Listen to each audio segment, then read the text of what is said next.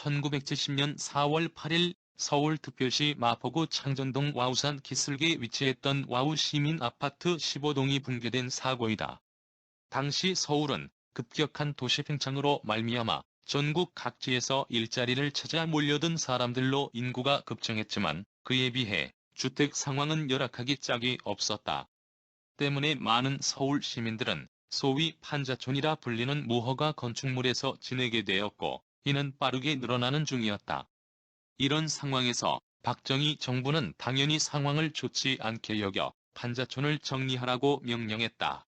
그리고 박정희의 충북이었던 김현옥 당시 서울시장 지시하에 각 구청들은 판자촌 등 무허가 건축물의 현황을 파악한 후 대부분을 철거하고 시민 아파트들을 짓게 했다. 이런 과정에서 건설된 시민 아파트 중에 바로 이와우 아파트도 있었다. 그리고 당연하게도 판자촌이 있던 곳에 아파트를 지었으니 대부분 위치는 산 가정자리였다. 왜 저런 곳에 아파트를 지었냐? 는 질문에 김현옥 시장이 하냐 이 새끼들아. 높은 곳에 지어야 청와대에서 잘 보일 것 아냐라는 말이 유명하다. 물론 단순히 그러한 이유에서 산절하게 지은 것은 아니었다. 아파트 단지를 지을 만한 평지는 당연히 지가가 비쌌기 때문에 예산 문제 때문에 국유지인 산가장자리에 짓게 된 것. 와우 아파트 위치는 현 홍대거리 뒷산인 와우산 자락에 있었다. 그러나 정해진 기간 안에 아파트를 뚝딱 지어내야 하는 데다가 원가도 턱없이 낮았고 그나마도 중간에서 업체들과 공무원들이 떼먹는 경우가 빈번했기 때문에 와우 아파트를 비롯한 각종 시민 아파트는 당연하게도 날림 중의 날림 건축이었다. 와우 아파트는 건설업체 몇 곳이 나누어 지었는데 그중 13에서 16동은 주대룡건설이라는 업체에서 맡았다. 대룡건설은 자신들이 지어야 할 부분을 박영배라는 토건업자에게 하청으로 맡겼는데 이 사람은 무면허업자였다. 거기에 공사비는 1동에 1,100만 원 정도로 5층짜리 아파트 한 동을 제대로 짓기에는 금액이 부족했다. 여기에 하청을 주는 과정에서 한 동당 125만 원씩 떼먹었으니 공사비는 더욱 부족할 수밖에 없었다. 당시 신진코로나나 현대코테나 같은 자동차가 100만 원 하던 시절이니 지금으로 따지면 몇 억 주고 아파트 단지를 지으라는 셈이다. 또한 시민 아파트의 기본 설계도 문제였다. 당시 서울시는 기존에 거주하는 빈민층의 생활 수준을 고려하여 1제곱미터당 280kg 정도 하중을 견딜 수 있어야 한다는 설계 기준을 제시하였다. 그런데 브로커들이 개입하여 입주권 가격을 크게 올린 탓에 막상 진짜 입주 대상자였던 빈민층은 도저히 입주금을 낼 만한 형편이 안 되어 입주권, 소위 딱지를 팔고 떠나는 경우가 태반이었다. 그래서 실제 아파트에 입주한 이들은 대부분 중산층들이었다. 이들이 무거운 가구와 많은 세간살이를 들여놓아 시민 아파트에 걸린 실제 하중은 1제곱미터당 900kg 내외로 설계 기준의 3배를 넘었다. 결국 설계도 부실하고 공사비도 부족한 데다 그마저도 중간에서 떼먹은 상황에서 업자도 무면허니 엄청난 날림 공사가 진행되었다. 철근 1톤개를 써야 할 기둥에 고작 철근 5개를 쓰고 만들었으니 말다한 셈이다. 콘크리트 강도도 크게 떨어졌는데 시멘트 함량이 적어 자갈 섞인 모래 반죽이나 다름이 없었고 그 콘크리트를 만들 때 쓰는 물도 불순물이 엄청나게 많은 하수도물을 사용했다고 한다. 거기다가 고작 6개월 만에 아파트를 완성하느라 건축물을 세우는데 필수적인 집안 공사를 전혀 하지 않았다. 이래서 2층짜리 가건물 같은 걸 세우는 게 아닌 이상 건물을 지으려면 고정해 줄 수 있는 안반층이 나오거나 고정할 수 있는 공학적 조치를 할 수 있을 때까지 파거나 보강해야 한다. 즉, 어느 정도 땅을 파서 기반을 보강하거나 연약 집안이면 전봇대 같은 커다란 콘크리트 말뚝 파이를 더 안 들어갈 때까지 촘촘히 박는다. 그러고 나서 콘크리트로 토대를 만들고 건물을 올리는 것이 건물을 짓는 정석인데 애초에 건물을 어떻게 짓는지조차 모르는 작자들이 건설을 맡았으니 어떻게 될지 뻔할 뻔자인 것이었다. 이런 탓에 튼튼한 안반이 아닌 물렁한 부토 위에 아파트 기둥이 세워졌다. 그나마 겨울에는 땅이 얼었기 때문에 겨우 버텼지만 봄이 되고 땅이 녹자 결국 기둥이 하중을 이기지 못하고 무너졌다. 이는 추위가 풀리는 봄에 자주 일어나는 현상으로 봄비가 내리면 산사태가 자주 난다. 겨울 동안 내린 눈이나 물이 바위나 흙 속으로 들어가 온다. 물이 얼면 부피가 커지기 때문에 바위나 흙을 지면에서 밀어내는데 봄이 되어 녹으니 땅이 꺼지면서 녹은 물과 함께 그대로 쓸려 내려간다. 봄철에 TV나 라디오 등등의 대중매체에서 해빙기 사고 예방 캠페인을 하는 이유이기도 하다. 무엇보다도 멀쩡하게 지은 아파트라면 내구수성을 위해서 어느 지형이든지 집안을 튼튼하게 공사한다. 와우 아파트는 1969년 12월 26일에 완공되어 입주가 시작되었는데 그때부터 이미 문제의 업자가 시공한 13에서 16동에는 금이 간 채였다고 한다. 특히 14동은 콘크리트 받침 기둥이 떨어지는 사고가 일어나 붕괴 시점 1970년 4월 8일에는 주민이 대피한 상태였다. 해빙기가 되면서 땅이 녹자 집안이 내려앉으면서 기둥도 내려앉고 아파트가 산 아래로 넘어가듯이 무너져 아래에 있는 판잣집 세 채를 덮쳤다. 결국 70여 명이 매몰당해 34명이 사망하고 40명이 부상당하는 큰 인명피해가 발생했다. 그나마 이 시점이 30세대 중 15세대만 입주된 상태였기에 이 정도였지 만일 모든 세대가 입주해 있었다면 사상자가 더욱 크게 늘었을 것이다. 이 사고로 불도저라고 불리던 서울시장 김현욱은 사직했다. 모양새는 사직이었지만 사실상 경질이었다. 문제의 하청업자 박영배는 징역 5년을 선고받았고 이외에도 3명이 징역을 선고받았다.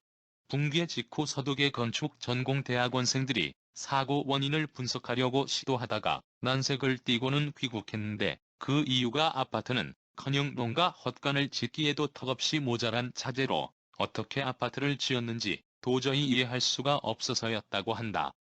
다시 말해서 건축공학적인 분석과 규명을 하러 왔더니 그냥 집 짓는 재료가 두부였다는 명쾌한 결론이 나와 황당함에 치를 떨고 돌아갔다는 소리다. 하긴 국책 사업의 수준이 이렇게나 미개했을 줄은 그 누가 상상이나 했을까. 15동 붕괴가 일어난 지 1회 후 문제의 시공업자가 시공한 13동, 14동, 16동도 철거됐다. 콘크리트 질이 너무 떨어져 언제 무너질지도 모르는 상황이라 철거하는데도 애먹었다고 한다. 1972년 서울시 항공사진으로 먼저 이 4개 동이 철거된 모습을 볼 수 있다. 와우 아파트는 총 19개 동 1동에서 16동 가다이었는데 남은 15개 동은 붕괴 이후에도 어느 정도 보강한 후 계속 사람들이 살았다.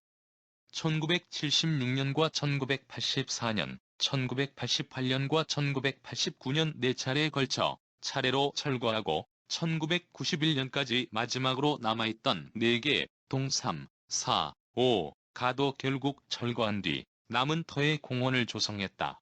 그런데 지금도 이 일대 지적 편집도를 잘 보면 와우 아파트 시절의 흔적이 남아있다.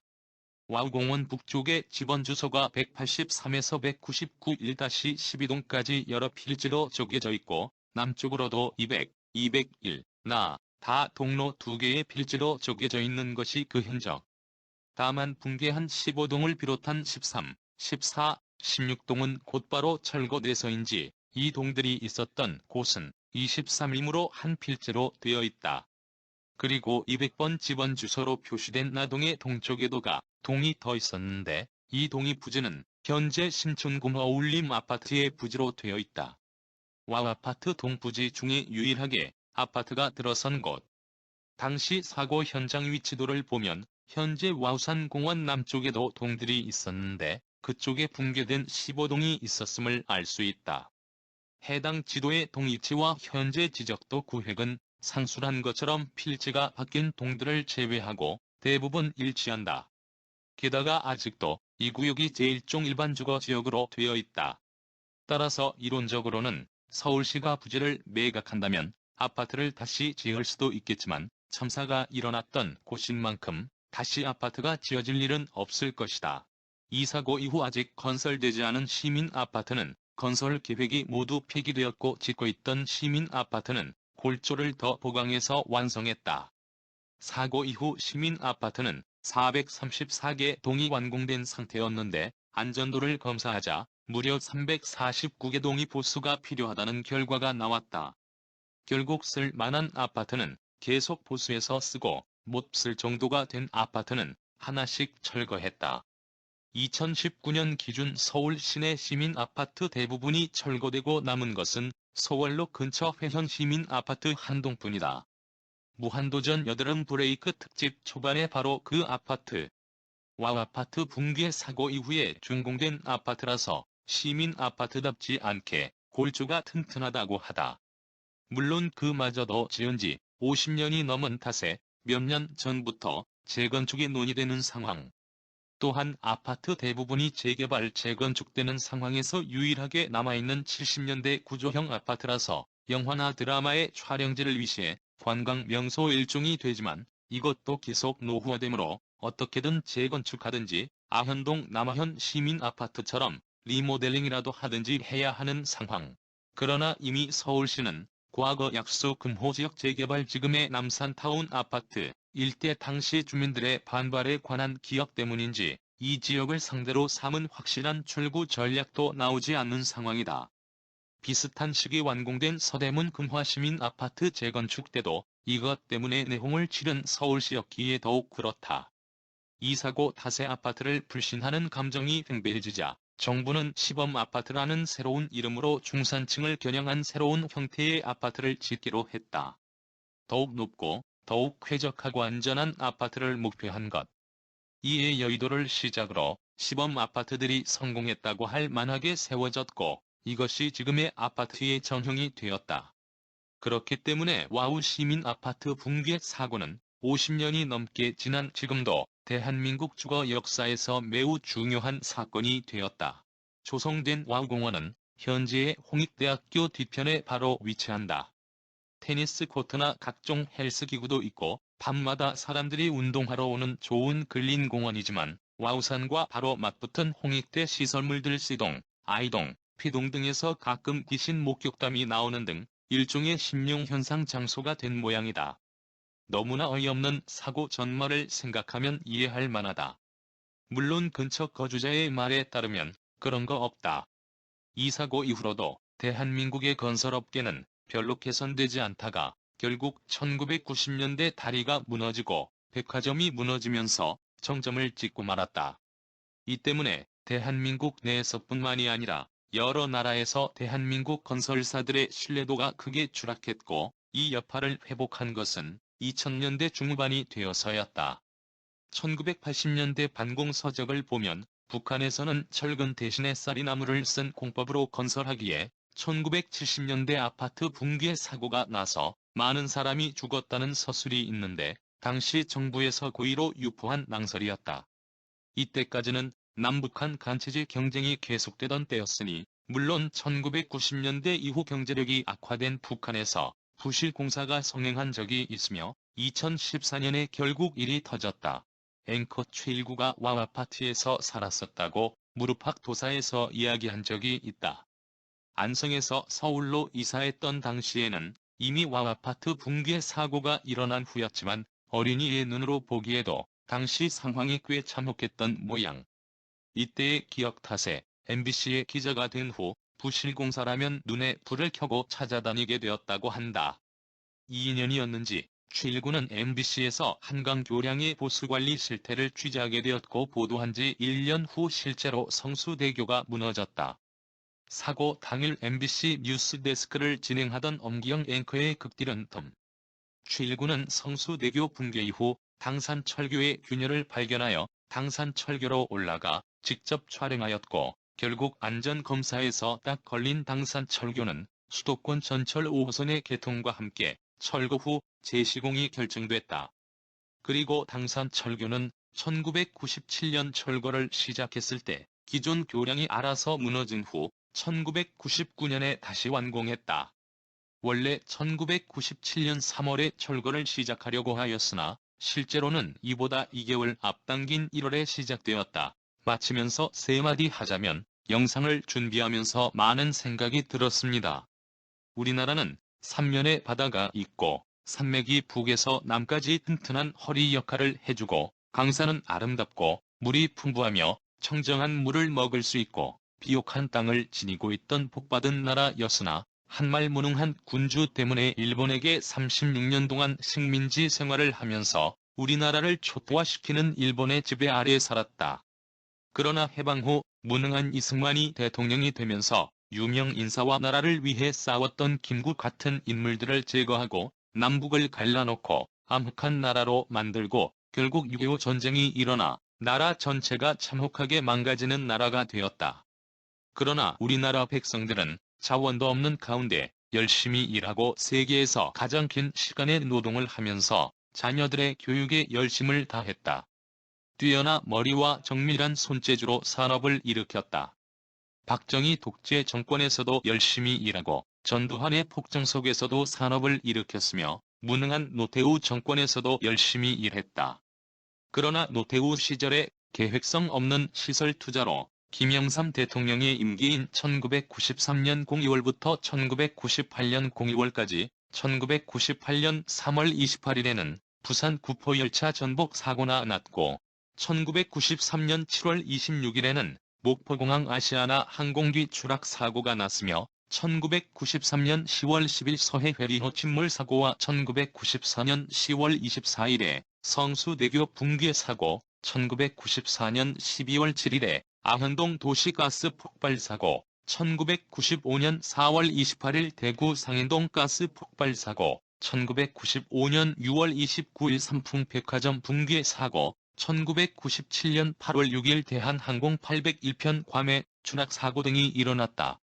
그리고 이명박 시절에는 천안함 침몰 사고를 정치적으로 이용해 먹고 박근혜 시절에는 세월호 침몰 때 승객을 구하지 않고 사고를 은폐하고 왜곡하는 일을 저질렀다.